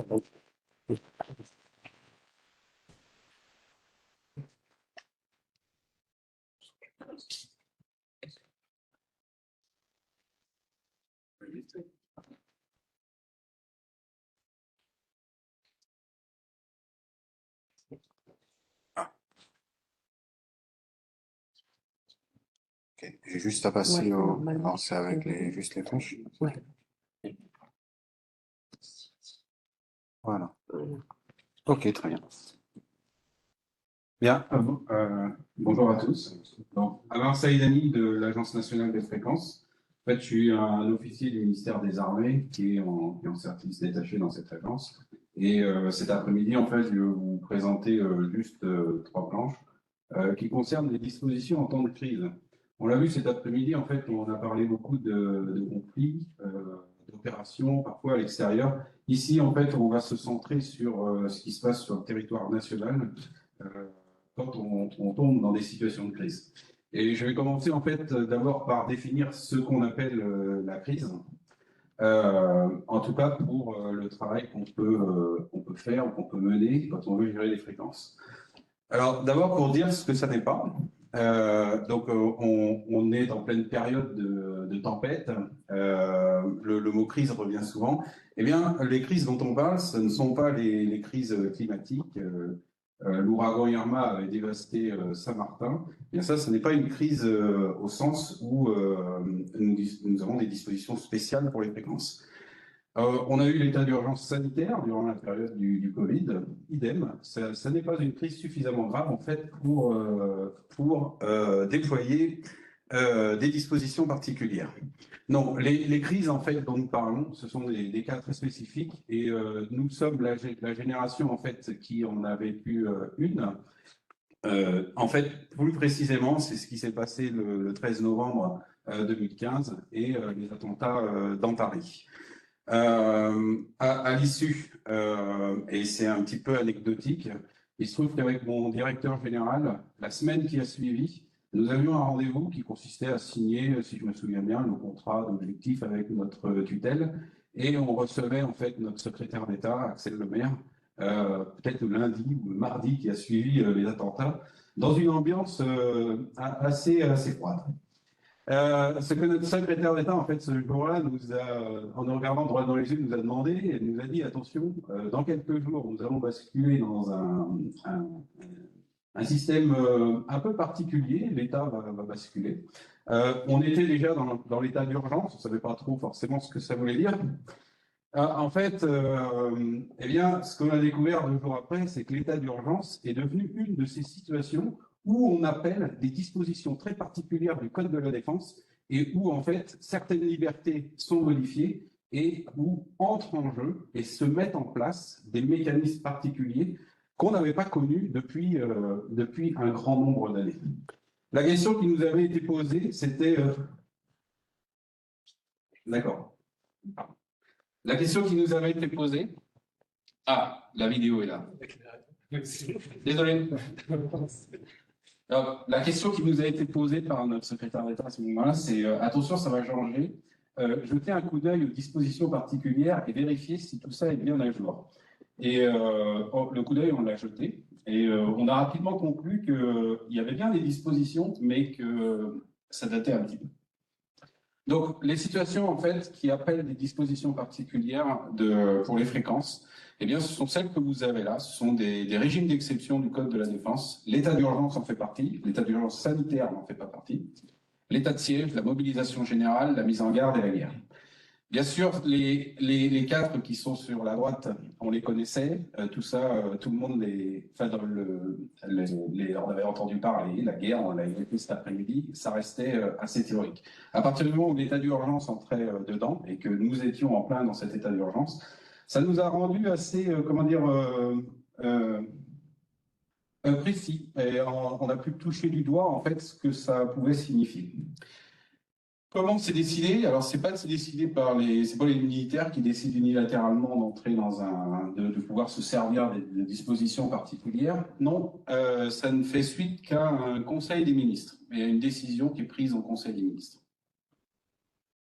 Alors, plus précisément, qu'est-ce qu'on fait en fait une fois que cette décision est prise? Eh bien, la première chose, c'est qu'on change en fait l'ordre de priorité, la façon en fait dont on gère le fonctionnement des stations radioélectriques. D'abord, pour répondre aux besoins gouvernementaux. Alors, moi, je vais aborder, il y a la question des stations radioélectriques, c'est indissociable en fait des fréquences. D'une part, c'est le matériel en tant que tel, et puis de l'autre côté, c'est l'allocation des ressources. Tout ça pour vous donner juste en fait un ordre d'idée des objectifs qui nous sont fixés. Les premiers, eh bien, c'est de faire les choses en assurant l'ordre public, la sécurité intérieure et extérieure de l'État, ça devient la priorité numéro 1. Et la deuxième, c'est de garantir la disponibilité des bandes de fréquences, alors naturellement pour les transmissions de la défense, mais également, et c'est là où c'est peut-être aussi très important, les communications essentielles à la vie de la nation. Pour ceux qui y sont sensibilisés, on a ce qu'on appelle des opérateurs d'infrastructures vitales. On en a à mon avis, on en a quelques-uns dans la salle. Des choses donc qui sont particulièrement critiques et quand ce stade arrive, eh bien, ils bénéficient d'une priorité également particulière. Juste pour vous donner donc le cadre légal tel qu'il est aujourd'hui, eh bien, vous voyez, avant que les attentats se soient produits en 2015, on avait déjà en fait dans le Code de la Défense des précisions particulières sur le fonctionnement des stations en tant que telles, pour le matériel. Plus précisément, en fait, c'est tout le cadre des réquisitions que les préfets peuvent faire pendant ces situations. Le deuxième, c'est le code des communications électroniques, où on va retrouver en fait des dispositions particulières pour les fréquences. Et là, eh bien, ça correspond à ce que je vous disais, c'est là où on avait vérifié et tout n'était pas tout à fait à jour. Donc, on a eu à charge en fait de mener un travail assez long et fastidieux. D'abord, pour revoir à partir des missions en fait de l'Agence nationale des fréquences, de lui donner des objectifs particuliers avant que les crises se produisent, et des objectifs quand la crise commence et pendant la crise. Et ça a été fait en fait par un arrêté qui a été publié en 2018. Dans ces objectifs, on demande à l'Agence nationale des fréquences d'avoir un tableau, le tableau qui répartit en fait les bandes de fréquences, qui donne les priorités en fait entre les grands utilisateurs, qui soit spécifique au temps de crise. C'est le travail qu'on a mené en fait et qui a été finalisé l'été dernier, pareil, par un tableau de circonstances dans lequel on revoit bande de fréquence par bande de fréquence qui est l'utilisateur prioritaire des usages des fréquences qui ne sont pas utilisées. Qui se sert en premier? Et pour terminer, un petit zoom en fait sur ce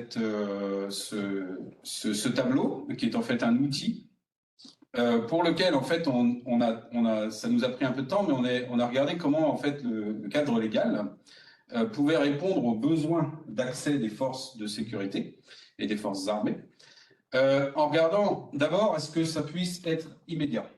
C'est-à-dire qu'il n'y ait pas nécessité, le jour où la crise se déclenche, le cabinet des ministres décide d'avoir à se réunir pour redéfinir les choses. Et donc, c'est un tableau, le tableau qui répartit les fréquences, il est préparé en amont, comme je vous disais, donc on dispose aujourd'hui d'un. Le deuxième, c'est que eh bien, ce tableau qui a été préparé en amont, il est applicable à la seconde même où cette décision est prise. Et il donne immédiatement, en fait, la possibilité à deux ministères régaliens eh bien, de devenir prioritaires sur des bandes de fréquences.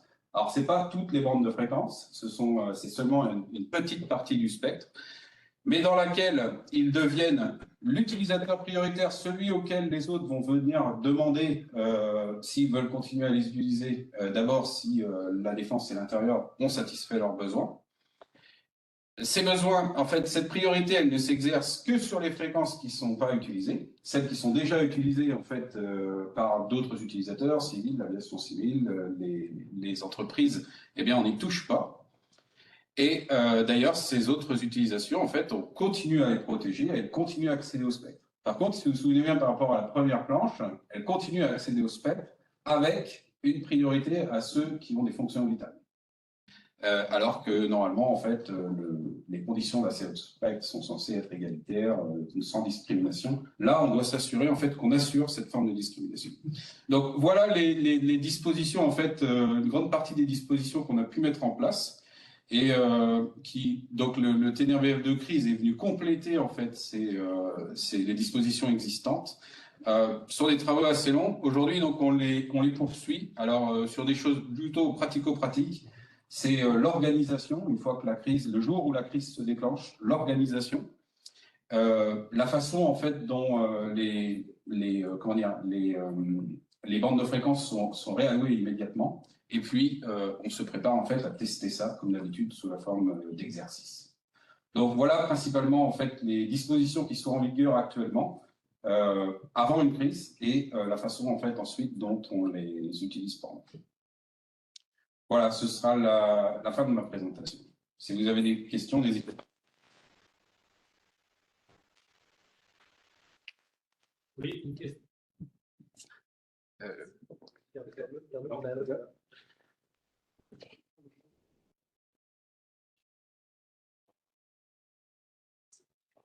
Merci. Je vous écoute. Bon, il y a pas de micro. Il y a deux ministères en jeu.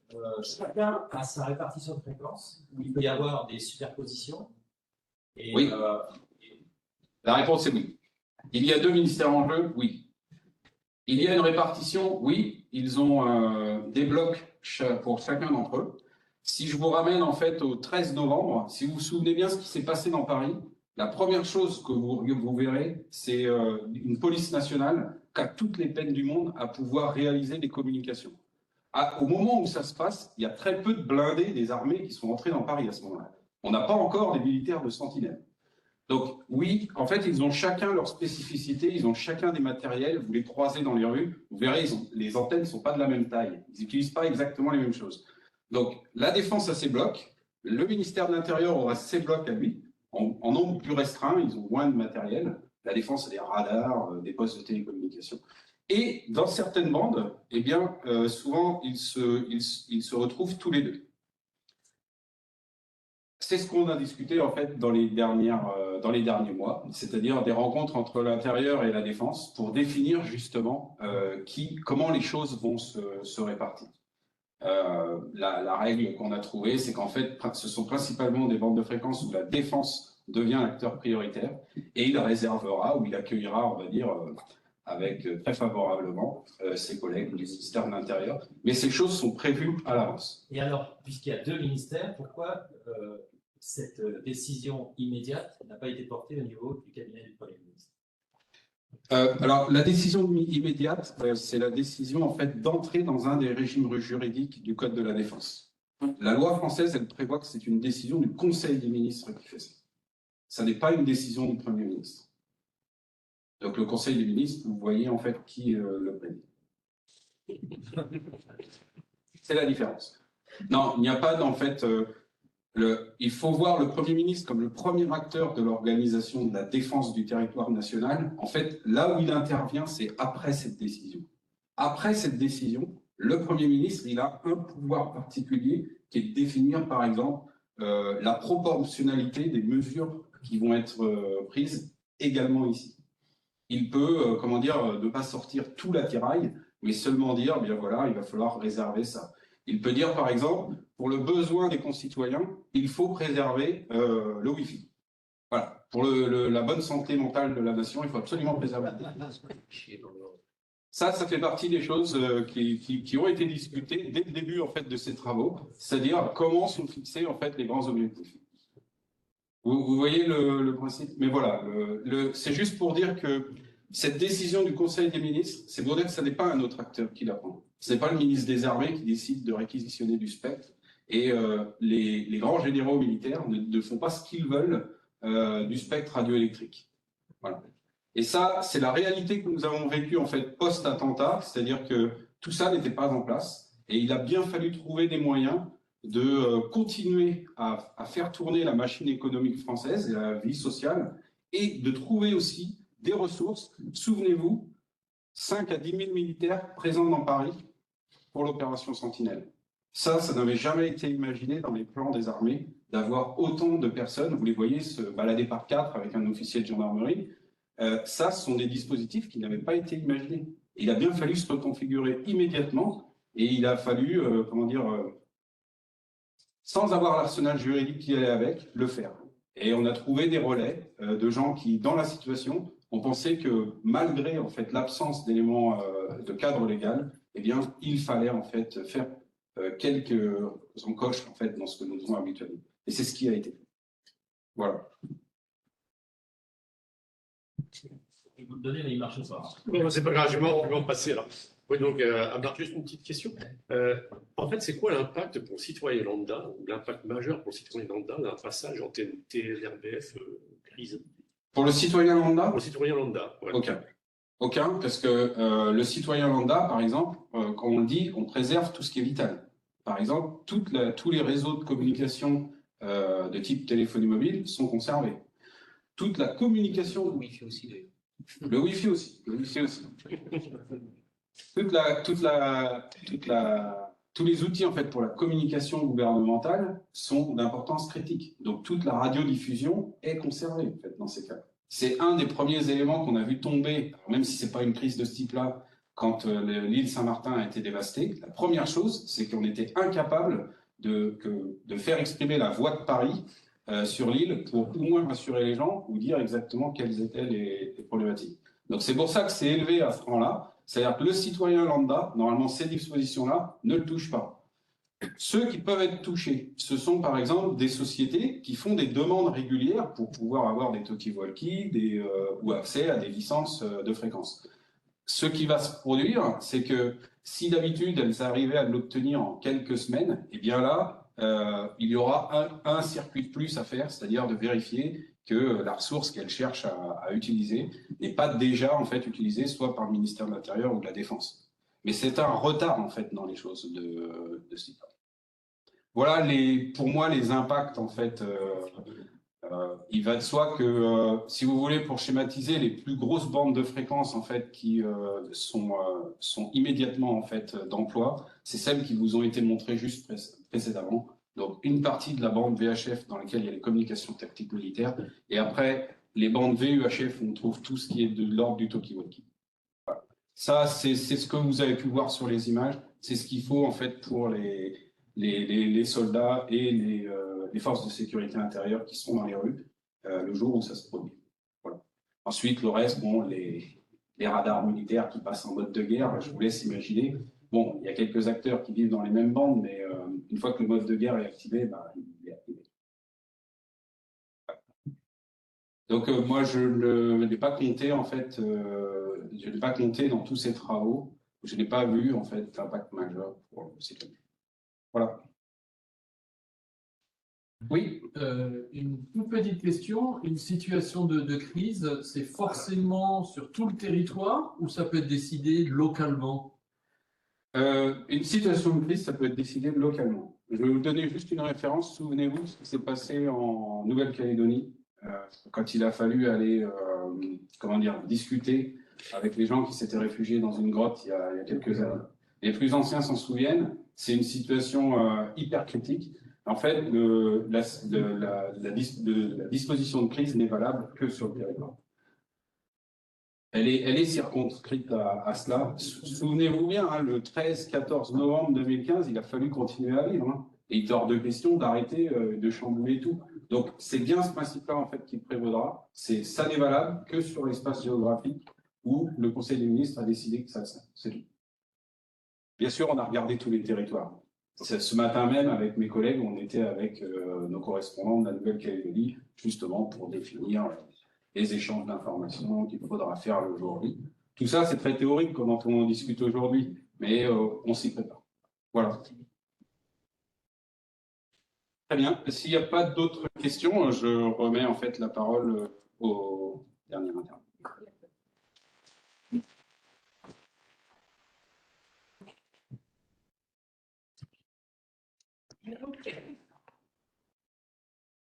Nous arrivons au terme de cet atelier des fréquences. Vincent Tégédor, le directeur général du numérique et des sites du ministère des Armées, aurait souhaité prononcer le mot de clôture, mais depuis qu'il avait pris cet engagement, son agenda a été perturbé par de multiples contraintes. Il a jusqu'au dernier moment essayé de ménager 20 minutes dans son agenda, mais comme dans le même temps, on a glissé un petit peu sur le calendrier, il a dû partir pour son impératif suivant. Donc il m'en vient l'honneur de prononcer en son nom ces mots de remerciement. Je renouvelle mes remerciements à la NFR de nous avoir permis d'organiser cet atelier. Je remercie les équipes de la NFR qui ont contribué à sa bonne préparation. Je remercie également mes équipes qui n'ont pas non plus ménagé leurs efforts pour la réussite de cet événement. J'ai eu le sentiment, au nombre des questions et à la pertinence des questions qui ont été posées au fil de l'atelier, que ça a intéressé l'Assemblée et j'en suis très heureux. C'est des idées qui nous tiennent à cœur et si on peut faire partager nos contraintes, nos préoccupations, nos enjeux, quelle qu'en soit l'enceinte, c'est toujours important. Merci beaucoup à tous de votre attention, de vos questions, y compris à ceux qui ont suivi en ligne cet atelier des fréquences. Et bonne soirée à tous.